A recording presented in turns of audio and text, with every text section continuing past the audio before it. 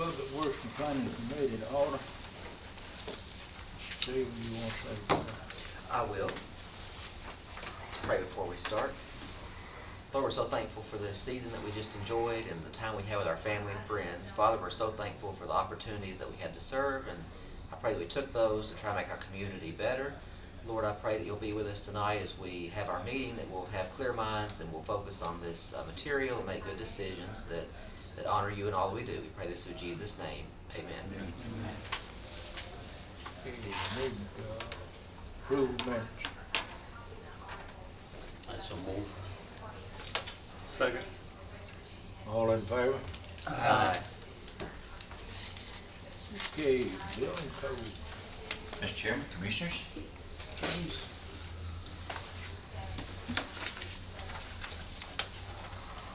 the Building Codes Department report for December shows that we issued 196 permits. Our fees taken in was $100 for plan review, $41,287 for building permits, $5,695 for plumbing permits, $1,605 for gas permits, for a total of $48,687. Back of that report shows our yearly totals compared to last year. This year we issued 620 single-family dwellings compared to 633, so we're down 13 single-family dwellings from last year. Our total permits are up 206. Last year was 2,538 compared to 2,744. So our increase in permits seemed to be, we did 22 more additions than last year for single families. Accessory structures for storage buildings and garages, we did 30 more of those. Remodelings was up 20. So we had a variety of increases in our total building permits issued. So 206 more building permits issued for the year. The next bar graph shows our activities for the last 9 years. I gave back to 207 because that was our last year for our high numbers. And as you can see, we got down to 321 in 2010 for single family dwellings, up to 620 now. On the back of that page is our total building permits issued, which our low for our total was 1,806, and we're up again to 2,744. Our activities seem to be pretty steady. It's a good average for our county with those numbers. Something you don't have that I thought I might mention, our revenues taken in for 2014 was $746,653 compared to 2015, $775,626. So we're up on our revenues from 14 to 15, $28,973. So our values of our structures have probably gone up some, and our permit fees have indicated that by our fees being taken in. Our next report is our zoning enforcement. Inspections performed for December was 89, a total of new cases 10. Our totals for the year, 1,951 inspections with 203 new cases. Our next page is our development tax collection. Building Codes Department took in $117,750. Planning Department took in $151,500 for a total of $269,250. A cumulative total $3,084,750. Below that is our jurisdictions that we collect the development tax from, and Murfreesboro City in the lead, again with housing and some apartments. Our total, this being figured on our budget year, just 6 months, is over 3 million, which gives us some good indication on where we're going for the total for our budget year. Looks pretty good on our development tax collection. So that's my report, Mr. Chairman. I move to accept it. Second. Second. Motion made and second. All in favor? Aye. Thank you.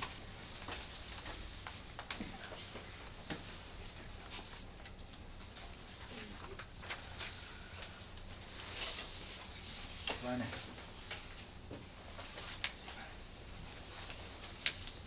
Evening, Commissioners. Everybody's doing well tonight. Yes, sir. All right.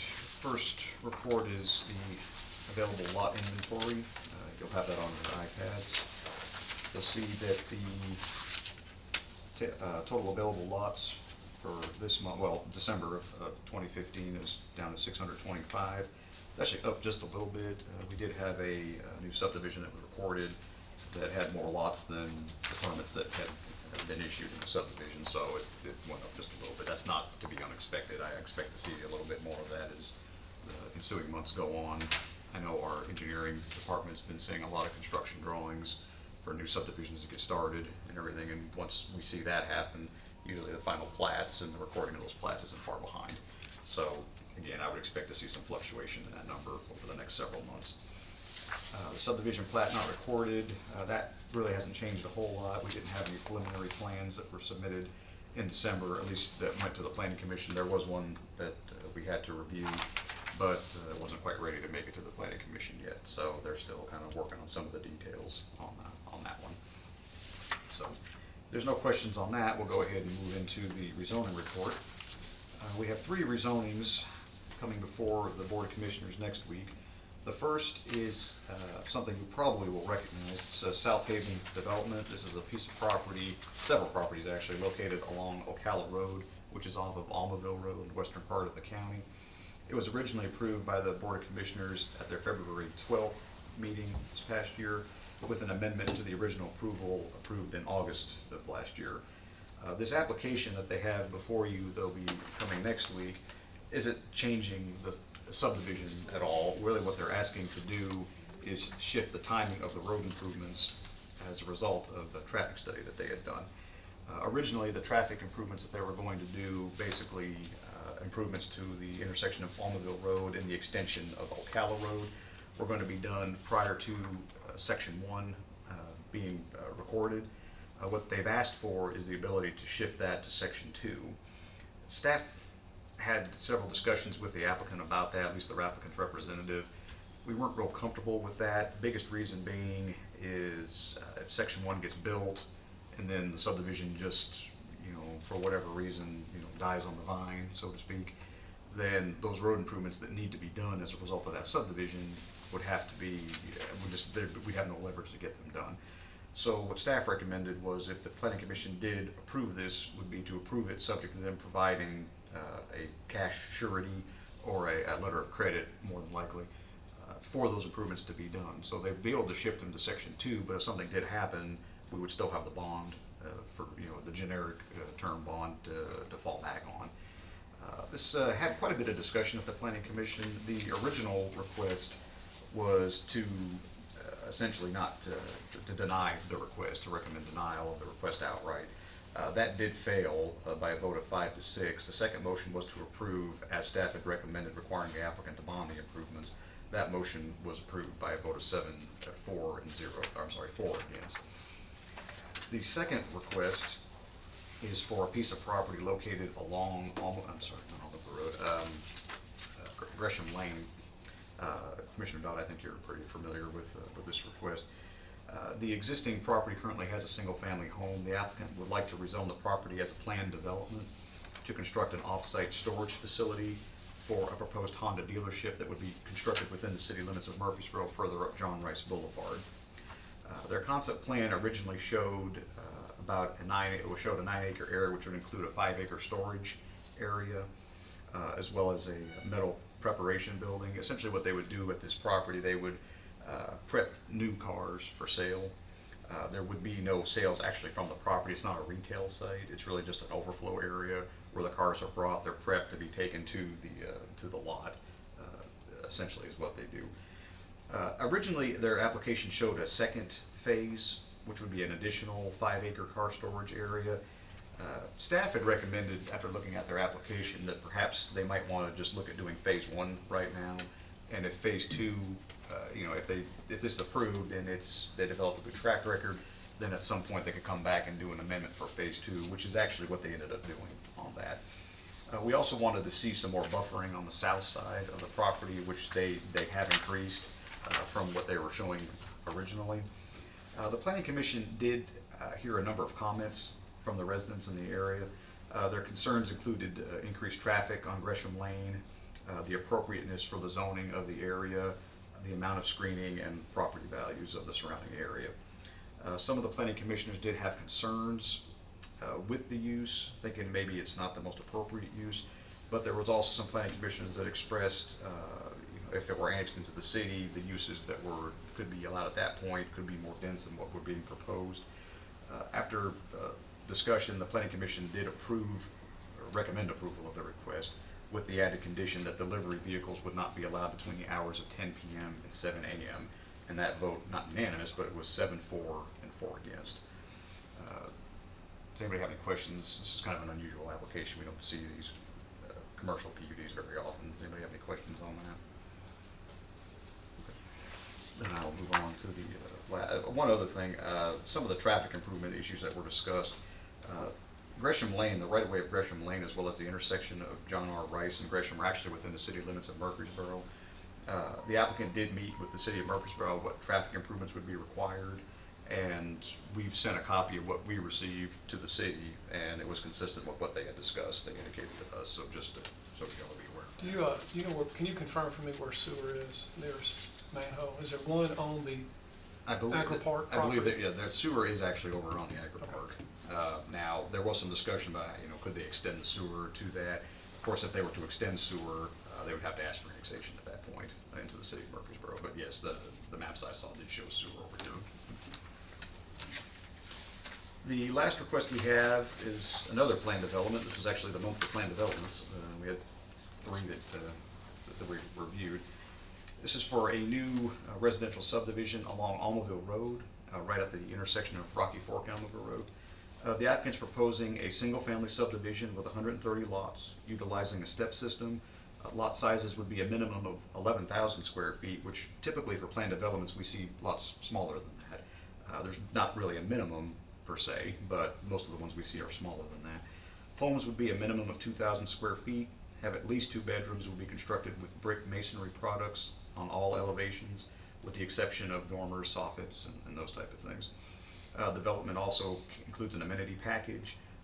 All of the pattern books are on the iPad if you had any specific question, this one and with the previous 2 applications as well. There was a neighborhood meeting on this application back in December. I'd say about 10 to 15 people were there who attended. Most of the questions of the folks that were there really concerned proposed drainage for the property and the proposed traffic improvements along Almaville Road. We did make some suggestions regarding the overall design. After meeting with the applicant and discussing those changes, we ended up being more comfortable with what they were proposed originally. Again, a lot of the discussion had to do with traffic in the area.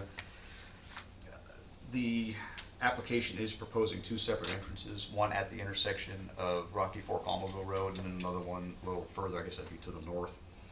Both of those intersections will have turn lane improvements when they are constructed. The section that those particular entrances happen to be in, those road improvements to Almaville Road would be made at that time, and that's explicitly stated in the pattern book as well.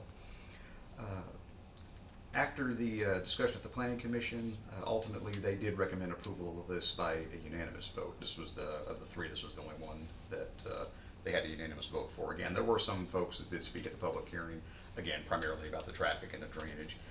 Most of the phone calls I received, I didn't really receive a whole lot about this one, but the ones I did receive were primarily informational in nature. Didn't really run into anybody that was just really opposed to what they were asking to do there. So with that, I'll be happy to answer any questions that anyone may have. Did you have calls on the other two? We did have some call. I was surprised I didn't get more calls on I didn't really get any phone calls, maybe one on the South Haven one. That one's already been through the process 2 or 3 different times now. And really all they're asking for is changes to some of the road improvements. So, and quite frankly, where that property is, there's just not a whole lot of neighbors. There's a few neighbors. Like Gresham Lane? I seem to recall getting just a couple of those. I was surprised I didn't get more, quite frankly, on that, considering the neighborhood meeting that we attended on that. There were quite a few people there. I'm not sure why. It seems like, as I recall, there wasn't a whole lot of folks, even at the public hearing, that spoke on that. But yeah, I didn't get as many as I thought. I thought that would be the one I'd get the most calls on, but I didn't really get many on that.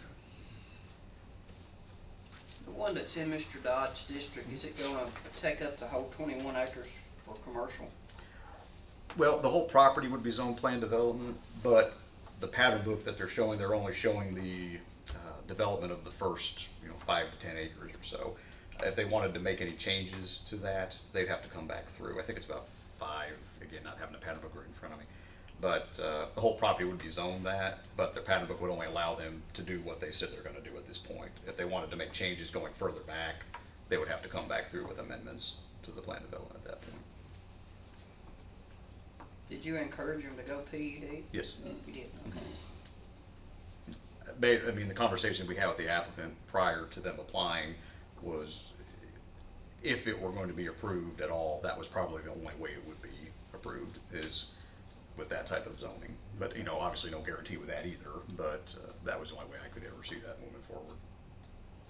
And the applicant, I think, was on the same page with that. I think that was what they wanted to do as well.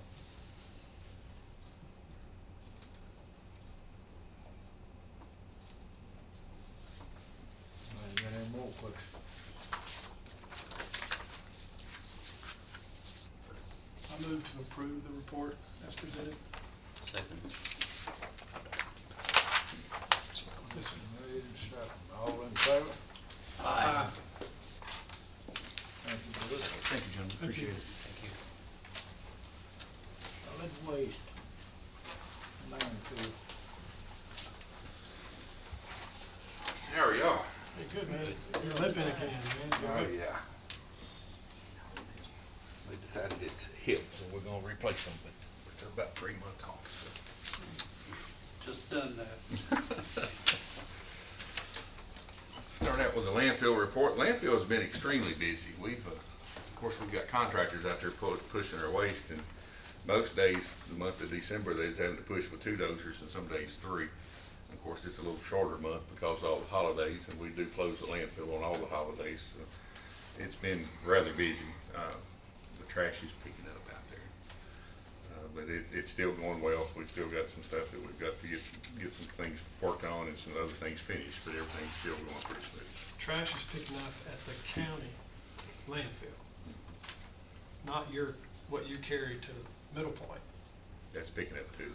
Right, but you're specifically talking about debris going to The Rutherford Old County County landfill. landfill.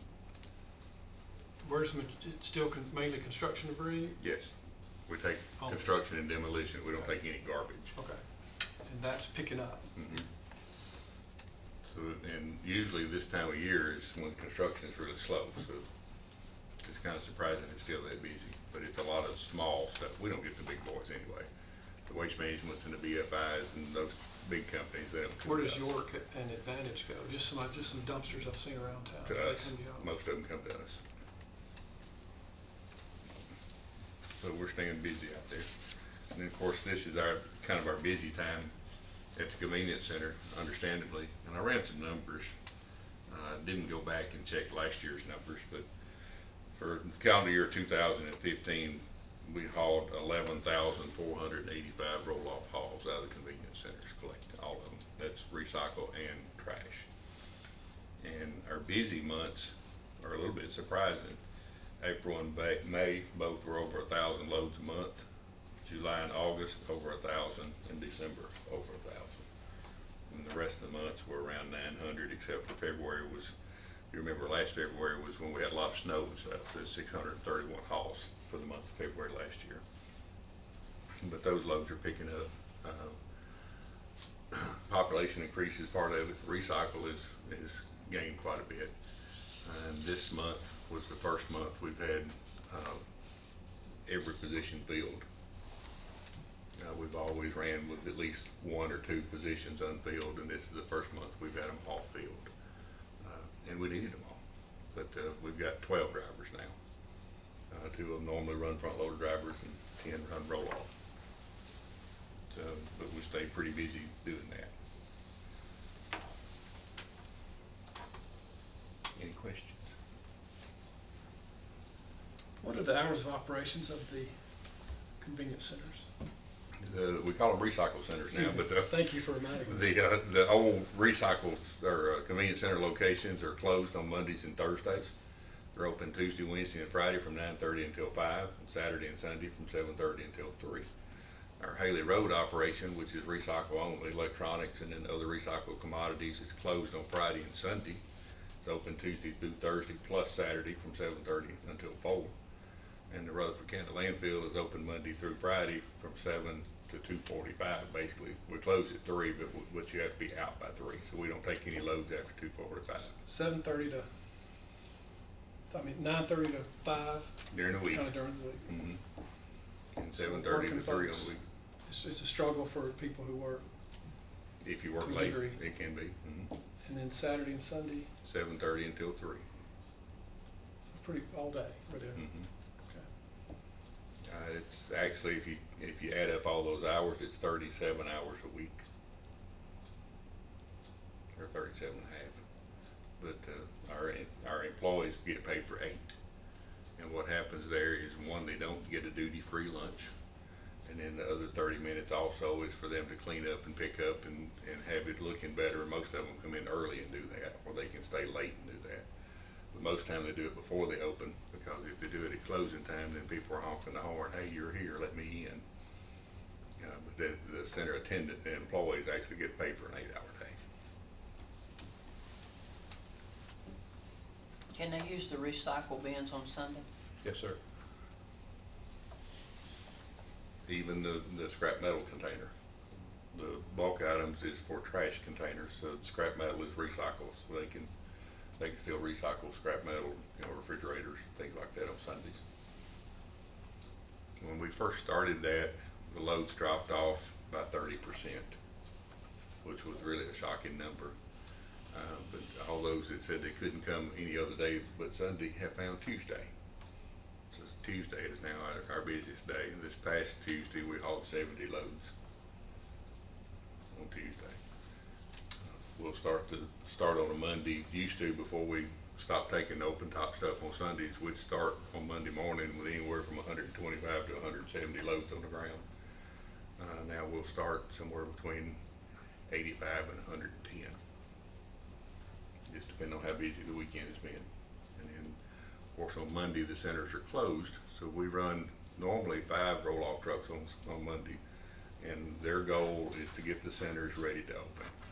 So the compactors that are full, we'll try to get those hauled, and we'll get some open tops out of there, and we'll try to get all the recycles emptied to where when they, at 9:30 Tuesday morning, all the centers are ready to open. And usually with the number of loads that we have, when we start out on Monday, we'll be almost caught up by 10 o'clock on Tuesday. And then on Tuesday evening, we'll start out more behind because it's so busy. But most of the time by Friday, we've got it all cleaned up, including the hill yard loads. Because remember, on Saturday afternoon and Sunday, when the landfill's closed, we take, on Saturday, we'll take open tops as well to keep the centers going to the hill yard and store those loads. And on Sunday, we'll take compactors only up there and store those. And it depends on how busy the weekend is being, is how many loads we have to haul off the hill. Before we stopped taking stuff on Sunday with open top trash, we'd have 40 loads on the hill yard to dump. Now with what we have, it's usually 10 or less open tops and 16 to 18 trash compactors. have any improvement in your glass collection? I know you shared with us last month that glass is getting contaminated, we're losing a bunch of glass. Any We're still having the signage same improvement issue. or- We've gotten a few of the signs up. We're still making the sign posts to mount those on. We've got 3 locations that have the signs, the rest of them don't. So we're hoping through the month of January, we'll get all the sign frames built and the signs mounted and then have those distributed throughout the county. And then see if that makes a difference. Hopefully it will. Our hope is that most of the people that are doing it incorrectly just literally don't know any different. I sure do. And most people, if you let them know that, hey, you're not doing it right for us, if you'll do it this way, which is not much of a change, most people will do it that way. I go to the effort to take it, I'm gonna take down a bit and get it right. Right. About locks on the dumpsters, the locks we purchased. We tied the locks for the dumpsters into the grant application for the food waste. So we're waiting to see what we do there. So we have not locked the dumpsters yet. If that grant goes through, then we'll put locks on everything. If it doesn't, we'll still lock them anyway. We were just gonna get the grant to help pay. They'll pay half of whatever we do. So we're gonna let the grant process do that. I know someone in my district has a chain and a lock on it, and Mhm. Michelle chained them up. No, we don't. The schools do School that did. themselves. If you remember, it was in the paper sometime last year, Brown's Chapel, somebody filled up their containers with carpeting, Yeah. and they've locked theirs themselves after that. There's a few other schools that This have is just the done that. recycle bins, the other ones are. Yeah, Brown's Chapel locked all theirs, just to help keep that from happening. Through the holiday, of course, schools took a longer holiday than normal. They were off, we ran the 2 days before Christmas. You know, they were kind of getting out of school, so we ran when they went on break, we ran the routes and picked up every school in the county on Monday and Tuesday. And we didn't do them again until yesterday and today. The recycle containers were fairly full and not really contaminated very badly. We had 2 or 3 schools that had a lot of trash sitting around it, which was from outside dumping. Most of the time, if they go to outside, bring it in, containers full, they'll go somewhere else. But those folks decided to leave it on the ground. Let me ask you about your televisions, and have you seen a lot more on the side of the road, or are people willing to pay? I mean, They- well, not willing, but. They do pay. They do. They don't argue as much. Some of them still do. Are there more on the side of the road? Probably so. A lot more, probably not. But I your think- drivers hadn't let you know that they keep seeing them, or? What normally happens is a resident or the sheriff's department, somebody will call us if they see something somewhere, and we'll try to go get it. And what we do, and that's with the litter crews, but normally if we get a call from the general public that there's something on the side of the road, and if we get that call today, we're not going today unless it's sitting in the road itself, and we probably won't go tomorrow. Most of the inmates have access to a phone, so they can call mom, hey, if you'll call something in on this road and drop me off something, I'll pick it up. So we try to avoid going really quickly to get that taken care of.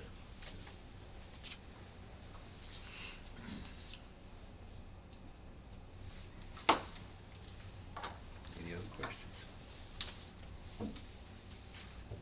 Not for me. Has your 8-year outlook gone down to 7 years now For Middle Point, for Middle Point?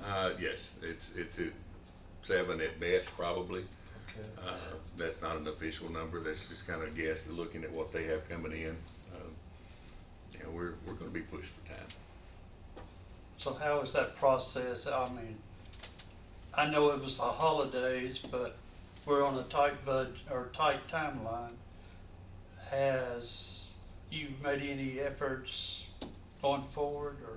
We have, that's one reason I was running a little late, was answering an email. We met with a consultant group while we were in Florida, and it was one that everybody recommended you need to talk to, so we were trying to get them to give us some direction. We haven't hired them or anything like that, just to get them to help us get in the right direction. And they've been asking some really good questions. The questions I answered tonight was, how many tons of trash did we haul in the last 6 months, and in the last 12 months, and in the last 18 months? So I answered those questions for them. And that's coming just from the convenience centers. They're not asking about the schools or anything else. And they didn't ask about the city's number either. They're trying to get a better number on when our landfill closure date may be and when Middle Point's closure date may be. This consultant company is one of the better known ones for waste energy type solutions. They helped Nashville when the thermal plant burned, and helped Nashville quite a bit. Part of their suggestion was the thermal plant doesn't need to be where it is. That's too valuable a piece of property. So they do have an energy source that heats those buildings, but it's not a thermal plant thing. Is there anything this committee can do to help you? We're hoping to get some information from this company middle of this month. And then we can kind of digest it and be ready to present something to y'all next month of what their thought may be. That will be really, really fast if that happens that quick. It's now on impossible. We're talking about a major review here. So I'm glad he's so optimistic, but I think it's going to be a little bit more difficult than that. Well, and I think you're right, but you know, where I was going with that is what we're hoping is to get from them is the direction that we need to travel. Now the decisions will still need to be made, which direction we're gonna go, which pieces are we gonna use, which pieces are we not gonna use. There's a lot of different products out there. Not all of them are right for us, but we're hoping they can help direct us on the ones that would be more advantageous for us. And the big thing that we tried to instill in them is we want to spend wise money once. You know, there's several people that have gone into it and it just didn't work. And we can't afford that.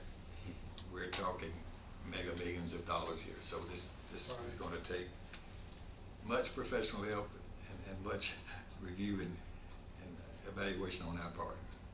We are one of how many counties using the Middle Point? 19 total. Are any of the other counties trying to do anything for their trash efforts that you know of? Not that I'm aware of. Now, hopefully they are looking at something, but I have not talked to any of them that's trying to come up with anything. You think it would be best for us to pursue this as a sole county rather than reaching out to other counties and maybe going together and helping them, let them help pay some of the expense for the recycle or what? Well, it could be. The larger you build it to take the more trash, the more it's going to cost. You know, that's my fear.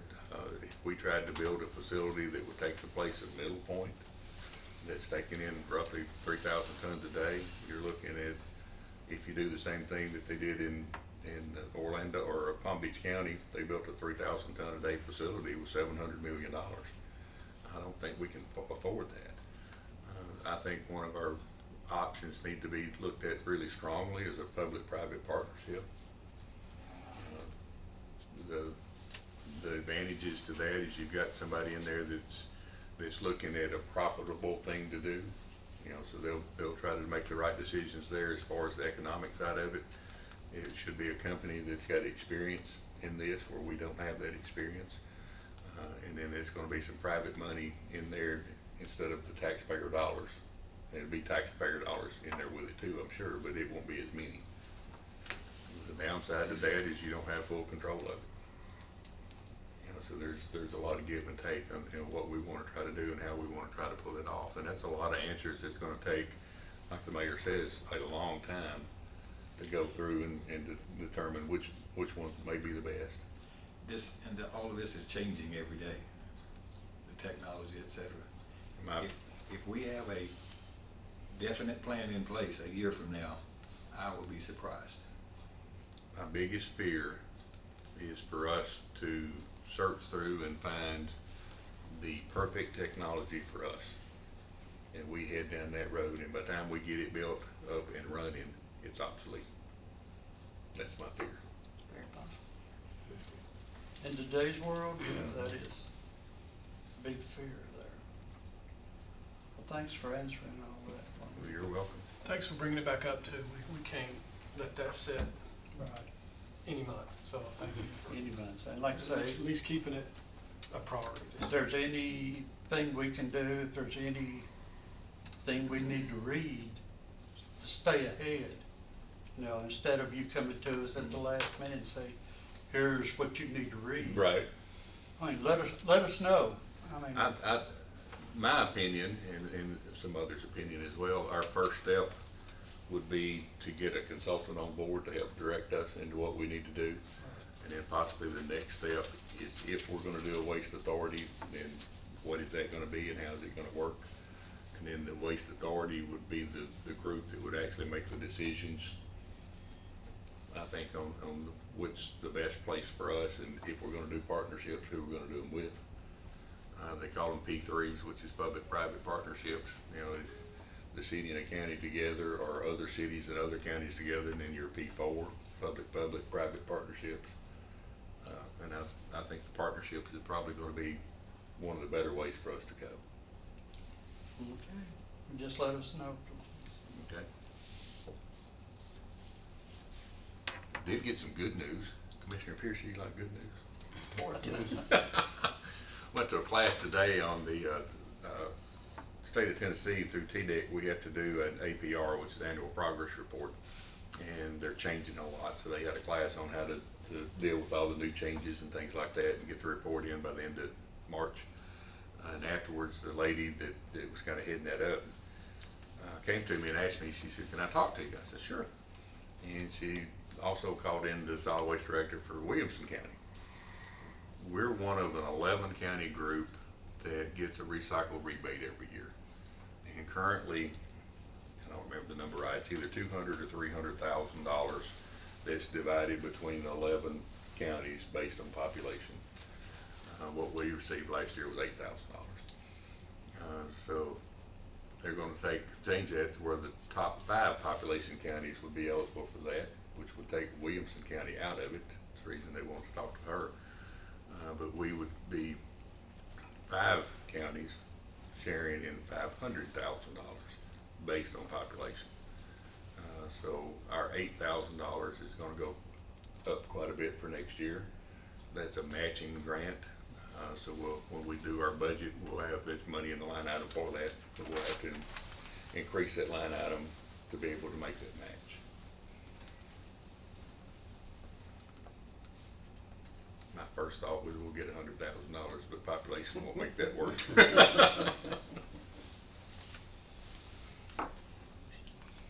Anybody got any more questions, Matt?